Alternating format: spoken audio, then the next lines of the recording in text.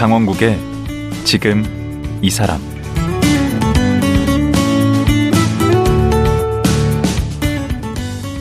안녕하세요. 강원국입니다. 어제에 이어 웰에이징 전문가 서울대학교 심리학과 한소원 교수와 말씀 나누겠습니다. 어제 한소원 교수님 말씀 들어보니까 웰에이징이라는 게 별게 아니더라고요. 마음가짐을 젊게 가지는 거였습니다.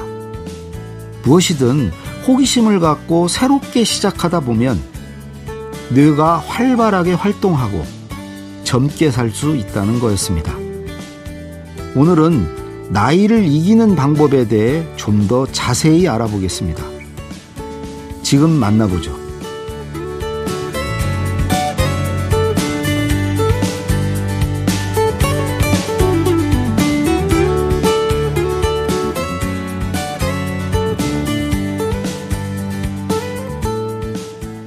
서울대 심리학과 한소원 교수 다시 모셨습니다. 안녕하세요. 안녕하세요. 예, 이렇게 연말이라 바쁘신데 오늘 또 나와주셔서 정말 감사하고요. 초대해 주셔서 감사합니다. 예, 이제 며칠 후면 이제 새해입니다. 우리 이제 새해가 되면 다짐도 하고 계획도 세우고 그렇죠. 뭔가를 시작하잖아요. 네. 근데 어제 말씀하신 시작이 반이다. 뇌는 예측하는 존재다. 그렇죠. 네. 일단 시작을 하면은 뇌는 훨씬 더 그 뒤까지 이렇게 진전을 이룬다. 그런 거죠? 네, 뇌가 실제로 예측하는 존재이기 때문에 뇌의 경험 자체가 예측인 거예요. 우리가 예측하는 게 경험이 되는 거예요. 그러니까 그게 뇌가 경험하는 거니까 그게 현실이 되는 거죠. 그러니까 음식이 딱 들어오면은 벌써 이제 배가 좀 약간 그렇죠. 부르는. 근데 사실 그게 정말 혈당까지 가고 그러는데 이제 되는 데는 한참 걸리는데 실제로는 그런데. 네, 물 마시면 벌써 시원하잖아요. 근데 그거는 뇌가 예측해서 미리 그렇게 그냥 될 거다. 네. 근데 그게 바로 경험으로 오잖아요. 저희는 시원하잖아요, 실제로. 네. 야, 우리 청취자분들이 새해는 하여튼 뭐라도 시작을 해야 되겠네요. 그렇죠. 시작을 하면 뇌는 그게 현실이 되는 겁니다. 네. 어쩐지 정말 시작이 어렵고 뒤로 갈수록 좀 쉬워요. 네. 그렇죠. 새로운 거 배우는 것도 시작할 때는 이게 되려나 하는데 또 하다 보면 또 어떻게 되잖아요. 맞아요. 네. 어제 이제 쭉 얘기하셨잖아요. 유산소 운동해라. 그다음에 감각 그런 활동. 네. 또 이제 사회 활동. 네. 이런 거 많이 하면은 뇌가 계속 건강할 수 있다. 네. 아내는 저보고 뇌가 참 청순하다고 그래요. 뇌가 깨끗하다고. 순백의 뇌를 갖았다. 그러니까 뇌가 이렇게 뭔가 이렇게 지저분하지 않고 네네. 너무 단순하고. 너무 좋은 말인 것 같아요. 아, 그래요? 네. 욕인데 아내가 거의 그럴 때 얘기하는데 좀 생각 좀 하고 말하라고. 왜 이렇게 단순하냐고 사람이. 근데 그럴 때 복잡하게 청순하다. 안 하는 게 좋은 것 같아요. 복잡하게 생각하지 않고. 네. 네. 이것저것 경험하고 또 새로운 거를 더 잘 받아들일 수 있고요. 교수님이 언제 그러셨던 것 같은데 방이 이렇게 지저분한 것보다는 깨끗이 정리되어 있는 게 뇌 건강에 좋다고. 네, 맞습니다. 그건 왜 그렇죠? 그게 뇌는 이제 요새 저희가 인지 과학을 할 때 이런 개념이 있어요. 체화된 인지, 그다음에 분산된 인지. 이런 개념이 있는데 뇌 안에서만 인지 과정이 일어나는 게 아니거든요. 우리가 이제 스마트폰 같은 걸 많이 쓰면 우리가 전화번호나 이런 거나 다 거기 넣어놓기 때문에 기억력이 떨어졌다. 이렇게 표현하시는 경우도 있잖아요. 근데 사실 실제는 그런 게 아니라 우리가 뇌에 부담 주는 거를 거기다가 이렇게 내려놓는 거예요. 그러니까 내려놓으니까 이제 그걸 안 해도 되잖아요. 안 외워도 되니까 이제 그 뇌는 딴 데다 써도 되고 좀 더 창의적인 일에. 그리고 걱정할 필요 없네. 전화번호 기억 안 난다고. 외울 필요 없어요. 그리고 환경 같은 경우도 우리가 이런 이제 스튜디오를 잘 보시면 여기 여러 가지 물건들이 있는데 이게 그대로 잘 정리되어 있는 거는 우리가 딱 보실 때 우리가 처리를 안 해요. 시각 처리를 안 하고 에너지를 있어요. 소모 않는구나. 그렇죠. 그런데 보면 집이 잘 정리되어 있으면은 어느 날보다 이게 왜 여기 있지? 이런 생각이 들 때가 있잖아요. 거기 있는 건데 우리가 평소에는 이제 처리 안 하고 다 잘 정리가 돼 있으니까 그렇게 지나가고 쓸데없는 데다가 뇌를 안 쓰는구나. 그렇죠. 정리가 되어 있으면. 창의적인 데다가 쓸 수 있고요. 그렇기 때문에 이제 환경에다가 내려놔야 되는데 우리의 기억이나 이런 부담을 그 부담이 잘 정돈이 돼 있으면은 훨씬 더 뇌가 활동하기가 쉽거든요. 다른 데다 쓸 수 있구나. 그럼요. 네. 거기 쓰는 거를. 그러니까 환경도 우리 뇌 활동의 일부가 되는 거예요. 그러니까 스마트폰도 뇌 어떤 뭐 확장판이네. 그렇죠. 확장판. 네, 딱 맞는 말씀인 것 같아요. 스마트폰도. 그럼요. 네. 그리고 이런 스마트폰뿐이 아니라 옆에 사람들도 뇌 인지 과정의 일부가 되거든요. 그래서 옆에 잘 외우는 사람이 있으면 그 사람이 외우게 그냥 있으면 되죠. 그리고 옆에 사람이 뭐 정서적으로 더 잘하는 사람이 있으면 또 그 사람한테 우리가 의지하고 도움을 받을 수 있어요. 그래서 사회적 환경도 우리 인지 활동의 일부가 되고 있습니다.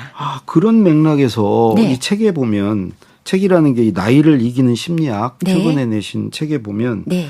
질병보다 외로움이 더 위험하다. 네. 네. 오히려 외로움이 어떤 고립감이 뭐 생명도 네. 단축할 수 있다. 그 외로움이라는 게 그냥 혼자 있다고 해서 외로운 건 아니거든요. 맞아요. 사람 많은 데서도 그럼요. 외로워요. 가족 있고 다 있어도 외로울 수 있는데요. 그 약간 주관적인 그런 느낌이거든요. 고립돼 있다는 느낌인데요. 이 외로움 연구가 이게 특히 코로나 이후로 더 연구가 많이 되고 있는데 여러 가지 여태 나온 연구들을 다 종합 분석해 본 거에 따르면 외로운 것이 얼마나 건강에 안 좋으냐면 하루에 매일 담배 10개 피를 피우는 것과 똑같이 나쁜 영향을 끼친다. 그래요? 신체적으로. 그런 연구 결과가 있어요. 아니 우리는 막 좀 고독해야 된다 그래서 고독은 괜찮죠. 멋있어 네. 보이고 뭐 네. 그래서 스스로 막 고독한 네, 그거는 괜찮은 거예요. 이게 네. 코트깃을 딱 올리고 이렇게 네네, 우수에 네. 젖어서 네. 그거하고 혼자 달라요? 이렇게. 고독하고 외로움은? 고독 혼자 이제 있으면서 이제 그런 걸 자기가 뭐 사색도 하고 그런 거 다 좋고요. 외로움은 저희가 정말 이게 힘든 거예요. 자기 고립돼 있다는 사회적으로 혼자 떨어져 있다는 자기가 원하는 만큼 연결이 안 돼 있다는. 그러니까 고독은 그런 스스로 거죠. 자청해서 그렇죠. 원해서 자기 네네네. 의지로 하는 거고 네네네. 외로움은 이게 배제되어 있는 거네요. 소외되어 있는 거네. 네. 근데 외로움이 너무 안 좋은 건데 이게 특히 코로나 시절에는 어린 아이들도 굉장히 외로움을 많이 겪고 있는데요. 특히 이게 뭐 초등학생 이런 애들 그러니까 어린 아이들한테 설문조사 뭐 여러 가지 설문조사가 있었는데 아이들이 친구가 한 명도 없다라고 대답한 경우가 그 설문조사에서 50% 이상 나온 경우가 있었어요. 그런데 우리가 어린 아이가 만약에 하루에 담배를 10개 피씩 핀다면 기겁을 하실 거 아니에요. 그렇죠. 그런데 그런 거는 아유 그래 나중에 괜찮아질 거야 이렇게 말하기는 좀 위험한 것 같아요. 그 젊은 나이에 치매 걸리고 그런 것도 그 외로움과 관련이 있을 수 글쎄 있겠다. 치매는 이제 한 가지 요건 때문에 생기는 건 아니기 때문에 우리가 잘 모르는 건데요. 사실 이렇게 이런 장수 마을이나 이런 데서 치매도 없고 건강하게 100세까지 나이 드시는 분들이 많은 곳에서 보면 이런 사회적 연결이 많고 같이 어울려서 지내는 게 많고 그런 경우에는 또 그 마을은 치매나 이런 경우가 없고 뭐 전혀 없다고 우리가 말할 수는 없지만 굉장히 건강하게 나이가 드신다. 이런 연구 결과들이 있거든요. 그럼 방금 장수마을 말씀하셨는데 네. 이 책에도 보면 블루존 연구라는 게 있어요. 네. 여기서 블루존이 장수마을을 얘기하는 건가요? 네, 블루존 연구가 신기하게 장수 연구가 장수하는 사람을 연구하는 게 아니라 장수 마을을 연구하는 거예요. 그래서 나 혼자 오래 건강하게 사는 게 아니라 이 마을 통째로 이 마을이 어떤 마을에 갔더니 100세 넘게까지 건강하게 나이가 드시더라. 질병이 안 걸리고, 그러니까 신기하잖아요. 신기하죠. 그럼 이게 뭐 유전인가, 뭐 식생활인가. 근데 보면은 많은 경우 여러 가지 여건이 있지만 이제 활발한 신체 활동도 있고, 근데 그 중에서 큰 게 이 사회적인 연결망인 거예요. 그래서 또 이제 이런 이탈리아가 맞는 말이에요. 이탈리아의 이제 사르디니아라는 데사 장수마을 블루존 그 지역명이에요. 사르디니아가. 네네네 사르디니아. 블루존 연구 이제 원조거든요. 거기가 이탈리아가. 네. 그런데 보통 이제 여자들이 남자들보다 한 7살에서 10살까지 오래 살아요. 전 그렇죠. 세계적으로. 그건 또 왜 그래요? 그래서 여러 가지 이론이 있는데 그 여러 가지 뭐 스트레스다 뭐 그런 것도 있는데 거기서도 이제 대답이 사회적인 연결. 이제 여자들이 보면 맞아. 일 말고도 그냥 수다도 좀 떨고 그냥 특별한 거 없이도 그냥 노닥노닥 이런 걸 좋아하는 관계 경우도- 맺음을 잘하죠. 네, 네, 그렇죠. 근데 남자분들은 아무래도 직장을 통해서 이제 사회관계를 맺으시는 경우가 더 많고 그렇죠. 직장에서 이제 은퇴하시거나 하면은 그 사회관계를 맺는 거를 여자분들보다 더 어려워하시는 경우가 많거든요. 그렇죠. 또 직장의 관계는 별로 좋은 관계가 아니에요. 갑을 관계고 네. 이러기 때문에. 근데 이제 아까 말씀드린 사르디니아가 거기가 원조가 된 이유가 뭐냐면 남자분들이 여자만큼 오래 사는 동네. 그게 특이하고 그리고 세계에서 가장 장수한 남성이 산 데가 바로 거기거든요. 오, 나는 음식 그런 건 줄 알았어요. 근데 이탈리아가 뭐 거기서 많이 먹는 뭐 라자냐, 뭐 그 치즈 막 6겹 치즈 쌓여 있고 뭐 사실 보면 기름지잖아요. 그러니까 그렇게 뭐 건강한 음식이라고 또 할 수도 없거든요. 그 관계 문제예요. 네, 근데 이탈리아 남자분들이 약간 수다장이라는 그런 맞아요. 그런 게 좀 게 있죠. 좀 있죠. 그리고 거기서도 보면 이제 말이 많아. 네, 네. 근데 그게 이거 장수하는 비결인 거죠. 어떤 의미에서는. 근데 말 혼자 하는 게 아니라 이 사람 저 사람 이렇게 말을 서로 같이 하는 이런 관계 맺음이 이제 이게 정말 비결이 아닐까. 여러 가지 비결 중에 하나죠. 그런데 이탈리아의 경우는 그게 남자분이 여자분만큼 오래 산다는 그게 특이하거든요. 뭐 오키나와 뭐 세계 장수촌이 네네. 뭐 한 5개인가 뭐. 네네. 오키나와도 유명하죠. 이제 그 마을에서는 여러 명이 같이 모여서 네. 이제 동아리처럼 그런 걸 많이 해요. 5명 이렇게 평생 가는 그런 모임이 있고 뭐 그다음에 약간 삶의 의미 뭐 이키가이라는 단어였던 것 같아요. 그런데 이게 의미라는 거를 굉장히 중요시한다. 또 목적 같은 걸 추구해요. 네. 근데 그 목적이 대단한 우리가 뭐 업적이나 성취를 해야 되는 게 아니라 뭐 증손주를 본다거나 아니면 내가 진짜 무슨 책을 뭐 하나 읽는다거나 아니 여기 자연을 걷는다거나 아니면은 이게 가장 많이 하는 활동 중에 하나인데 이제 화초를 키우거나 뭐 과일을 뭐 이렇게 거기에 가치를 두는구나. 네. 어제 말씀하신 교수님 암투병 하시고 나서 그 네네. 삶의 가치에 대해서 네. 존재의 가치에 대해서 네. 새롭게 생각하야겠다. 그게 한시적이고 한정돼 있으니까 그 네. 가치가 있고 네. 그 남은 기간을 잘 살아야 되겠다는 마음을 네. 먹으셨다고 했는데 그런 의미네요. 네, 사는 삶이 어떻게 보면 짧고 어떻게 보면 긴데 근데 그거를 우리가 한계가 있다라고 볼 때 이 주어진 시간을 무엇을 더 좀 가치 있게 쓰고 것인가. 싶죠. 네. 그런데 우리가 또 직장이나 이런 데서 직장 활동도 당연히 중요하지만 무조건 성취하는 것만이 우리의 가치일까? 그럼 사실 그렇지 않잖아요. 돈 많이 벌고 뭐 네. 출세하고 이것만은 아니죠. 네, 그 출세라는 게 참 어떻게 말하면 무의미할 수 있는 것 같아요. 그런데 우리가 작은 거라도 내가 해서 이게 다른 사람에게 도움이 된다거나 근데 연말 연시에 가족과 보내는 소중한 시간 그게 너무 가치 있는 거죠. 우리가. 지금 같은 때 이렇게 기부도 하고 그럼요. 연말에 이게 기부라는 것도 참 특이한데 남한테 뭘 주면 그게 참 행복하는데 도움이 된다. 그런 연구도 되게 많아요. 뇌가 그런 걸 좋아하나 보죠. 그렇죠.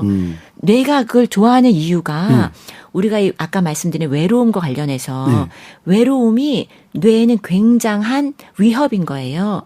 뇌 입장에서는 내가 옆에 사회적 관계가 연결이 없다는 건 살아나지 못할 것이다. 생존의 위협을 그렇죠. 받는 거구나. 그런 위협인데 우리가 다른 사람한테 뭘 준다는 것은 이런 관계를 만드는 연결되는 거잖아요. 거죠. 네.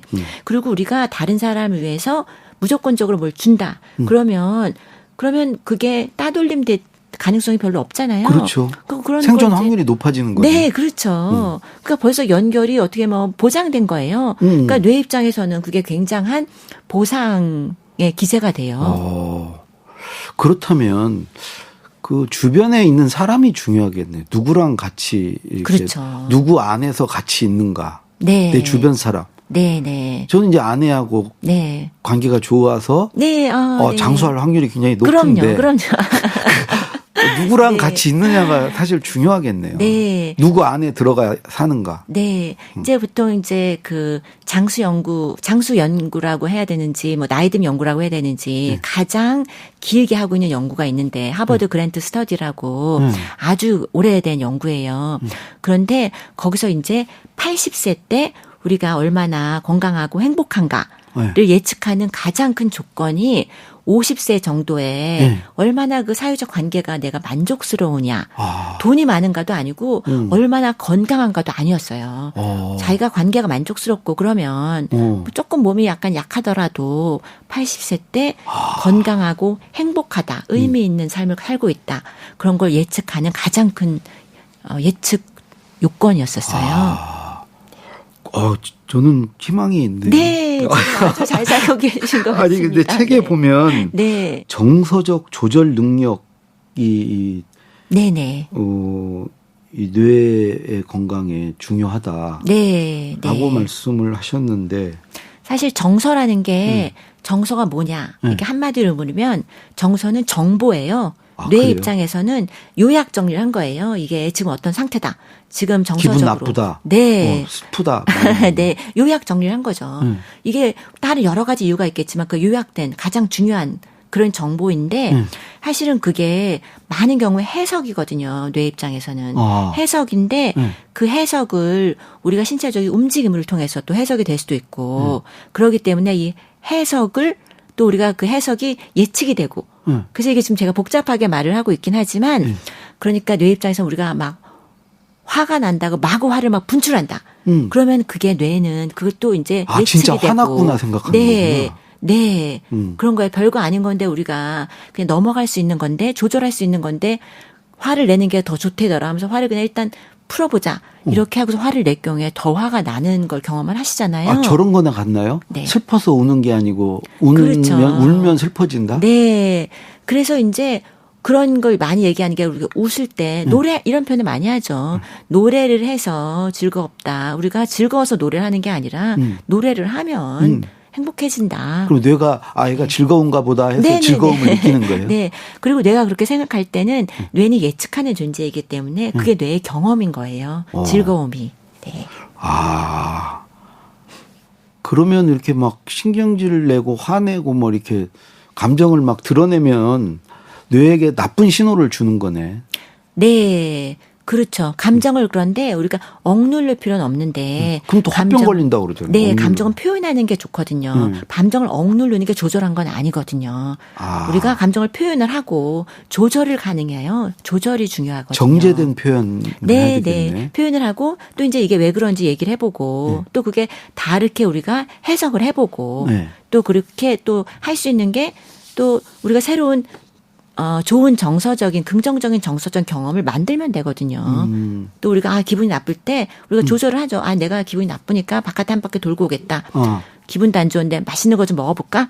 아이스크림도 먹고 친구들 기분 안 좋으니까 내가 제일 친한 친구랑 가서 수다 좀 떨어봐야지. 이런 것들 있잖아요. 저는 저렇게도 해요. 뭐 어떻게 이렇게 해요? 와서 뭐가 좀 나쁜 경험을 하게 되면 뭐 실패를 네. 했다거나 네, 실수를 오히려 이게 전화위복이 될 거다. 네, 여기서 인지적으로. 배웠다. 네. 뭘 하나를. 네, 너무 좋은 방법인 것 같아요. 네. 그런 게 이제 감정 조절인가요? 그렇게 하면? 그렇죠. 여기서 내가 어떻게 배울 수 있는지 인지적으로 이제 재해석을 해보는 것. 재해석. 네, 재해석. 그리고 이제 또 다른 이제 또 친구들을 만난다거나 긍정적인 경험을 다시 만드는 것이라던가. 그런 해석이 바로 마음 먹기 달렸다는 거예요. 그럼요. 네. 내가 그렇게 마음을 먹으면 되는 네, 거예요. 재해석을 할 수 있죠. 네. 그래서 어떤 의미에서 행복도 연습이 되는 게 그래서 그런 거예요. 우리가 나쁘게 자꾸 해석을 해버릇하면 그게 습관이 돼서 계속 자기 나쁜 해석이 또 나오거든요. 아까도 잠깐 말씀하셨어요. 이제 삶의 목표를 세우는 것도 중요하다. 네. 이게 왜 중요한 거죠? 그러니까 뇌로 이제 설명을 하면 뇌는 이제 보상의 기제가 있는데 이 보상도 우리가 실제로 겪는 것과 자기가 예측한 것과 그 차이를 가지고 보상을 줘요. 뇌는 예측하는 존재이기 때문에. 더 자세히 좀 얘기 좀 해주시죠. 네? 네. 더 자세히 좀 설명해. 네.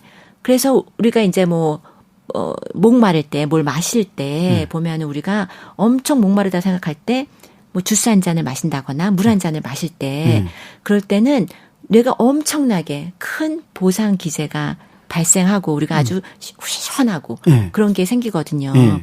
그런데 우리가 똑같은 물인데 우리가 별로 그냥 목마르지 않을 때 마시는 거랑 되게 다르잖아요. 그렇죠.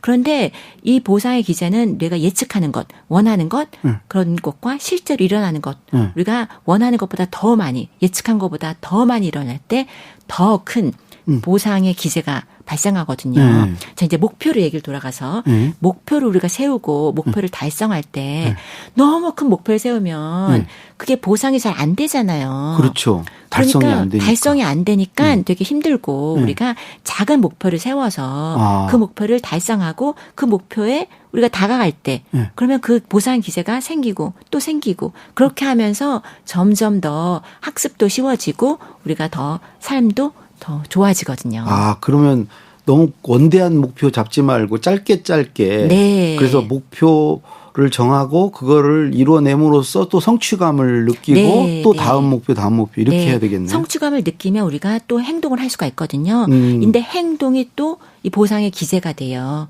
그렇기 때문에 행동을 하고 뭐라도 하면 아까 시작하면 거의 절반이라고. 그렇죠. 뭐라도 하면 또 이제 그게 보상이 돼요. 이게 또 도파민이라는 기제에 대해서 이제 많이들 들어보셨는데 도파민이라는 기제가 보상의 기제이고 또 움직임의 기제예요. 그래서 움직임과 보상이 연결돼 있는 거예요.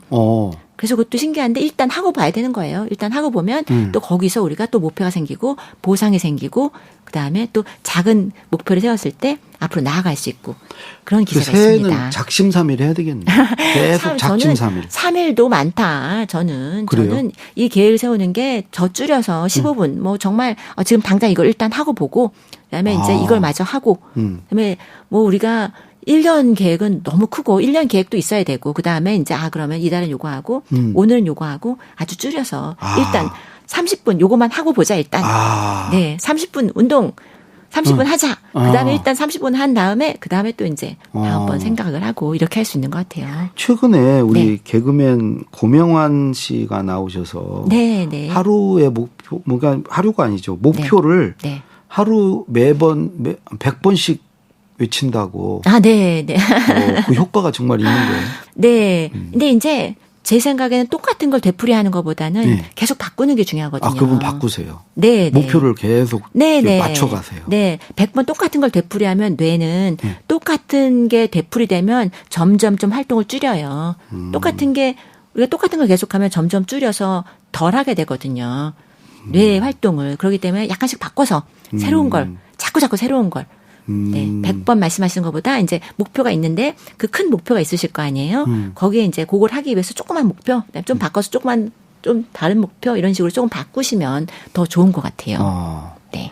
저 교수님 연구하면서 보니까 유튜브도 하시더라고요. 네. 쓸모 있는 심리학. 네. 교수님 명성에 비해서는 구독자가 너무 적던데. 아니, 내용은 참 좋던데. 여기 사람들이 잘 아직 모르는 것 같아요. 글쎄 말이에요. 저도 굉장히 쓸모 있는 얘기를 하려고. 지금 어제 오늘 하신 얘기 거기 가면 한 100배쯤 들어있는 것 같은데. 네, 저도 그래서 이제 저희 공부하는 사람들이 이제 연구를 바탕으로 해서 연구 하나를 바탕으로 해서 이제 실제 생활에 적용된 얘기를 해보자. 그래서 만든 거예요. 거기서 제가 들었던 것 중에 런던 택시기사. 네네. 얘기. 네. 이제 이게 뇌가 변한다. 이게 와닿지 않잖아요. 그리고 우리가 아주 어렸을 때 이런 얘기 들어보셨을 것 같아요. 뇌는 아주 어렸을 때만 발달하고 그 다음에는 변하지 않는다. 그걸 굳게 믿고 있는데 그건 사실이 아니거든요. 근데 그걸 증명하기가 쉽지 않잖아요. 사람의 뇌는. 그런데 어떤 연구가 있냐면 영국에서는 그러니까 런던에서 택시 기사님들이 길을 다 외우신다고 그래요. 그 골목길을 다 외우신대요. 그래서 시험을 보신대요. 그래서 길을 다 외우셔야지 이제 택시 운전기사 면허증, 자격증이 나오는 거예요. 그러니까 이게 공간 지각, 뭐 공간 기억 이런 걸 굉장히 많이 하셔야 되겠죠. 그런데 뇌에 기억과 관련된 가장 중요한 부분 중에 하나가 해마라는 부위가 있어요. 그런데 그 해마에 기억을 쌓아놓는 건 아니고 그 해마가 기억을 새로 만드는데 이렇게 보조 역할을 하는 그런 역할을 하는 그런 부분이에요. 그런데 런던 택시 기사님들의 해마는 일반인들의 해마보다 더 부피가 크다. 이런 결과가 나왔어요. 특히 공간 지각 이쪽에 크겠네. 네. 그런데 또 더 신기한 거는 이제 우리가 나이가 들면 이게 뇌가 쇠퇴하는 거 아니야 이런 생각들을 많이 하시는데 그 연구에서 운전 경력이 더 많으신 그런 운전 기사님들의 해마가 운전 새로 시작하신 분들보다 더 크고 더 또 속도도 좋고 더 이제 기억력도 좋고 이렇게 나온 거예요. 네. 그러니까 더 경험이 많을수록 더 많이 쓸수록 그렇죠. 이게 더 발달한 거예요. 그분들이 경험이 많으면 나이도 많으실 텐데 그럴 가능성이 많죠. 오히려 나이 많은 운전기사분이 더 기억력이 더 좋은 거네요. 해마가 더 커졌다. 교수님 말씀 들으니까 네. 정말 이제 저같이 이제 60줄에 들어서서 네, 앞으로 네. 이제 뇌가 나빠질 일만 남았다. 아니, 기억이 전혀 그렇지 가물가물한다. 않습니다. 네. 정말 희망을 주시네요. 네. 뇌를 우리가 이렇게 생각하시면 쉬워요. 우리가 뇌졸중 이런 게 있듯이다. 그러면은 사실 뇌졸중에 이제 뇌에 이제 거기 뭐 피가 안 흐르고 막혀서 이제 뇌가 이제 상한 거잖아요. 뇌졸중에 걸리면 많은 경우에 몸 한쪽이나 어디를 몸을 못 쓰시죠. 그렇죠. 그런데 뇌를 다쳤는데 몸을 못 쓰고 이런 재활을 어떻게 하냐면 몸을 움직여서 재활하죠. 그럼 끊임없이. 뇌가 나아지는 거예요? 그렇죠. 오. 그러니까 뇌를 다쳤는데 몸을 못 쓰고 몸을 움직여서 뇌를 재활하잖아요. 그러니까 뇌와 몸이 완전히 연결돼 있는 있네요. 거죠. 완전히 연결돼 있고요. 네. 그리고 또 이런 재활을 하면서 보면은 그 다친 뇌 부위가 다시 살아나는 건 아니에요. 그때 이제 뇌세포가 죽은 뇌세포들은 할 수 없는 거고 어떻게 되냐면 다른 뇌세포들이 연결망을 새롭게. 만들어서 이 한 역할을 맡아가는 거예요. 오. 자기가 그 옆에 친구가 도와주는 거죠. 뭐 이웃에서. 그렇게 되니까 이제 우리가 몸을 움직여서 그 새로운 연결망을 만드는 거예요. 뇌에다가. 그러니까 어제 말씀하신 그런 운동도 하고 네. 이렇게 하면 이제 된다는 거 아니에요? 그렇죠. 우리 네. 새해에는 네, 운동하시고, 네. 열심히 해가지고 네네. 한번 뇌를 네. 한 10년 전으로 이제 돌려야 되겠네요. 네, 하실 수 있습니다. 네. 예. 네. 어제 오늘 이렇게 희망과 자신감 주셔서 정말 고맙습니다. 네, 네네. 여기까지 듣겠습니다. 네, 감사합니다. 예. 나이를 이기는 심리학이라는 책을 쓴 서울대 심리학과의 한소원 교수였습니다.